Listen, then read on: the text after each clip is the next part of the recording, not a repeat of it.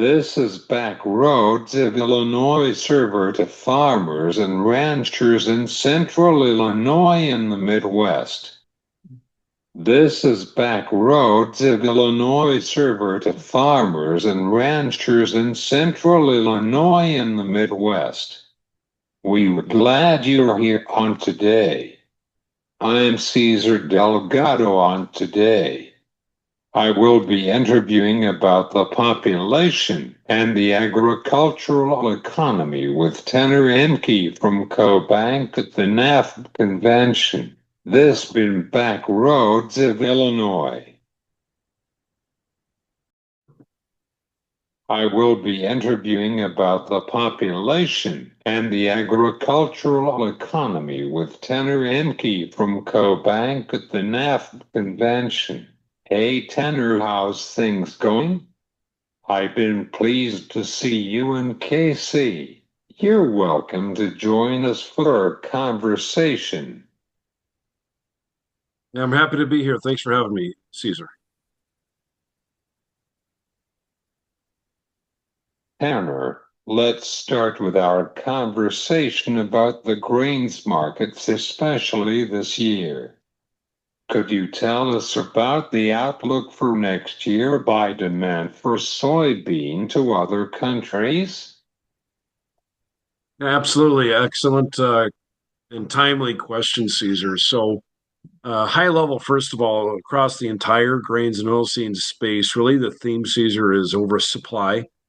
We've had record crops here in the U.S. We've got a record crop forthcoming in South America. We've had record crops and record yields all over the world, really. And so trying to find new markets is of utmost importance. That's a challenge, obviously, when we have trade uncertainty. The trade war that we've had recently with China upended a lot of our exports, particularly for soybeans and also other commodities like grain sorghum that are highly dependent on the Chinese market and other specialty crops. But really, soybeans are the high dollar export. That's the number one export from the U.S. over to China. And we've obviously here the last few weeks since the end of October been wondering about what this relationship looks like going forward between the U.S. and China since we had a trade truce.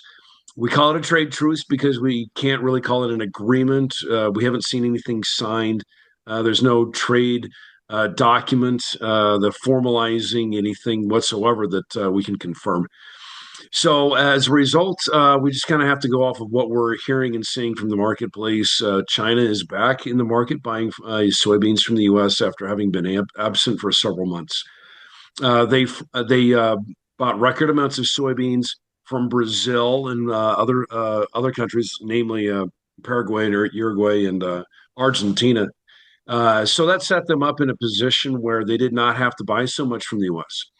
So since we saw the cooling of trade tensions between the U.S. and China, we have seen China step back into the market for U.S. soybeans, but not to the degree that I would think that the market would desire if we were to continue to see a rally in soybeans like we've seen since that agreement was announced.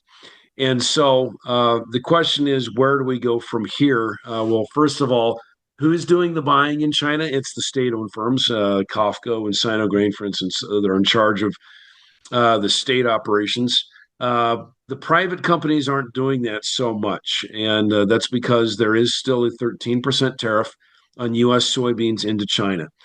And so as a result, the U.S. isn't as competitive as other origins. And so it's going to be hard for us to reach the stated goal over 2.5 million bushels of total exports is what USDA is saying for the year, without having those state-owned firms in China also buying from the U.S. There's also some fundamentals that we're concerned about in China of a slowing economy. Pork consumption is down.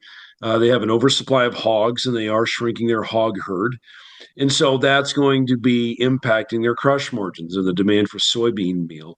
And so crush margins in China right now are negative. that's not a signal that we want to see. If we're going to be bullish on exports to China, we need that to reverse. We're going to have the private Chinese crushers buying. So the outlook here is very dependent on political purchases, what the Chinese state-owned firms will be doing, and they are buying. The question is, are they going to continue to buy when the Brazilian crop comes to market? Their earliest harvested soybeans come to market around mid-February, excuse me, mid-January. Then they ramp up into February. At that point, it's going to be really hard for the U.S. to compete on a cash basis, FOB cash basis, head to head with Brazil when they are in the heat of their harvest, and that's going to really peak in that February, March, April period. After that, perhaps the U.S. might potentially have some opportunity to export into China. But right now, there is no indication that the Chinese are going to be buying the stated goal of about 12 million 12 million metric tons, as indicated by the current administration. So we're hopeful, but cautious on our trade going forward. What is your thoughts with today's corn demand as well?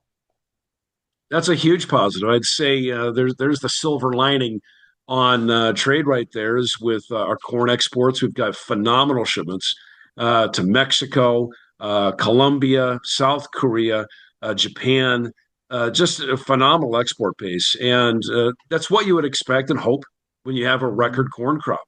We have a massive corn crop that needs to find a home.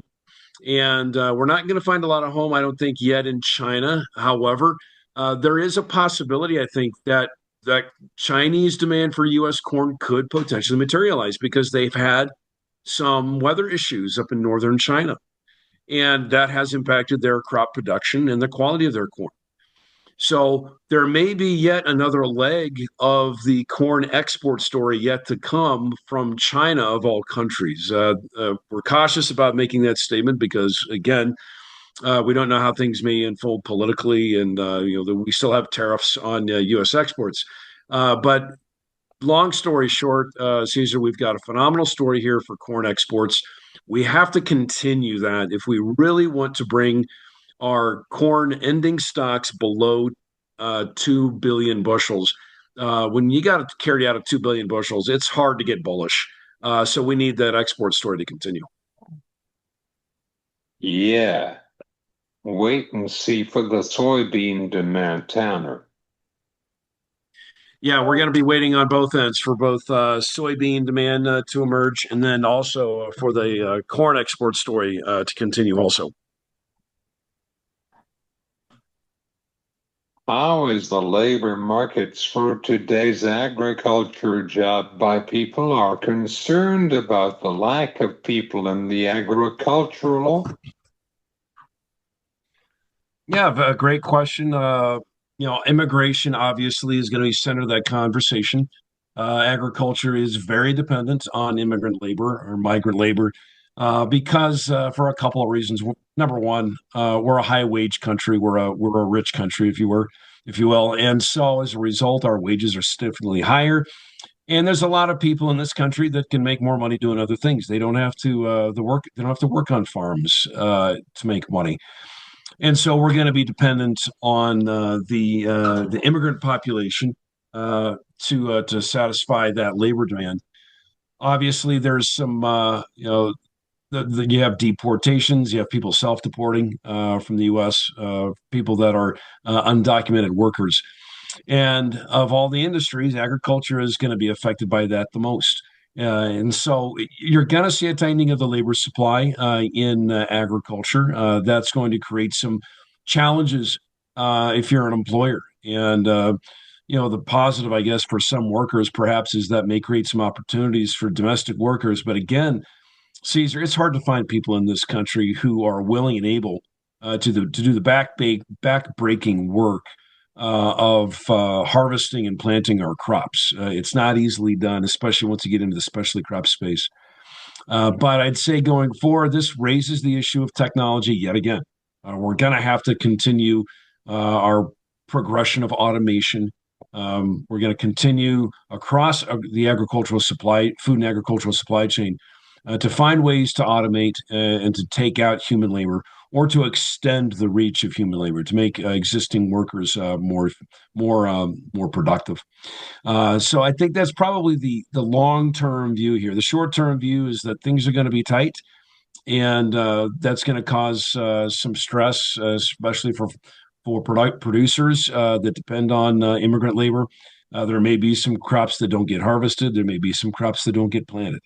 That's the nature of a very labor-intensive industry. But hopefully, I think going forward, we can resolve some of these issues with automation. What is your position on the immigration reform likely have it for the future, especially in the agricultural industry, Tanner?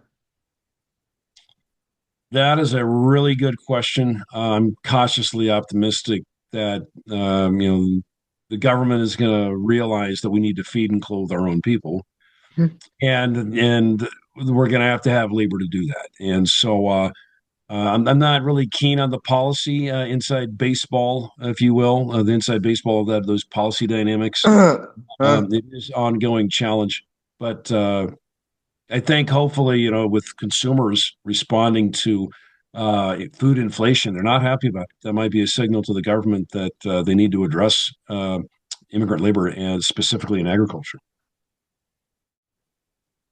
What is your final thoughts about the corn markets for the future? I think the lows are probably in for corn, really for most of the commodities, corn, wheat, and soybeans. I think we've probably hit the lows.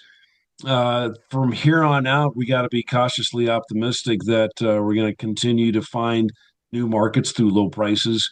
I think as we head into spring, Caesar, we're going to be really dialing in what the acreage numbers are going to be, and we're going to see a reduction of corn acres for sure. The question is by how much? And the market is going to be keenly aware of supply heading into the new growing season because of this battle for acreage between corn and all the other crops, really. But I think the focus really here is between what's going to happen with corn and soybeans. There's not a lot of money in any of the crops, but corn is the crop that farmers have the easiest way to bushel their way into production, if you will. They have more tools at their disposal in terms of hybrids, in terms of crop protectants, in terms of other technologies. So they have a whole suite of technologies that they can use to maximize yield. And so I think we're absolutely going to lose corn acres in the spring, and that's going to be putting a firmer floor under prices for sure. But it's a little early yet, I think, to be putting a firm number on what those acres are going to be. But I think we're going to be in for a tightening of the balance sheet going forward, and that's price friendly. How about the wheat markets for right now, Tanner? Wheat has been the big disappointment, and we've had a phenomenal export pace, the fastest export pace since I think 2013. I'm very optimistic on exports currently. The problem, though, is that wheat has got a long way to go in terms of market share because we have such a huge crop this year. USDA in their last two production in their last two WASDE reports increased world production by over 30 million metric tons. And so that is extremely bearish. We don't have consumption rising fast enough to clear those bushels. So although we've got a very strong export picture right now for wheat, I fear that that's going to slow down, especially when the Argentinians and Australians are harvesting record crops that are going to compete directly head to head with the U.S., especially into that key Southeast Asian export market. Thanks, Tanner. I hope that we will get together for next time to the show. Absolutely. Happy to do it anytime, Caesar. Tanner Emnke from CoBank at the NAF convention in Kansas City on back roads of Illinois.